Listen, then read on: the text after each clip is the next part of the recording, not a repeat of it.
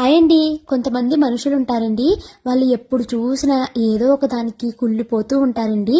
ఈ కుళ్ళు వల్ల మరి వాళ్ళకి ఏమన్నా ఉపయోగం ఉంటుందో లేదో నాకైతే తెలియదు. కానీ మనము ఎవరినైనా చూసి ఎక్కువగా జలస్ ఫీల్ అవుతూ ఉంటే దానివల్ల వాళ్ళకి నష్టమైతే ఏమీ ఉండదండి. అంటే మనం ఎవరిని చూసి కుళ్ళుకుంటున్నామో వాళ్ళకి నష్టమైతే ఏమీ ఉండదు. కానీ మనకి తెలిసి తెలియకుండానే మనము చాలా నష్టపోతాం అనమాట. ఎందుకంటే మనకి తెలియకుండానే రిపీటెడ్గా వాళ్ళ కోసం ఆలోచిస్తూ ఉంటాము. మన టైం మొత్తాన్ని వాళ్ళకే కేటాయిస్తూ ఉంటాము వాళ్ళ ఆలోచనలతోటి. దీనివల్ల మన మెంటల్ హెల్త్ అన్నది చాలా అప్సెట్ అయిపోతుందండి.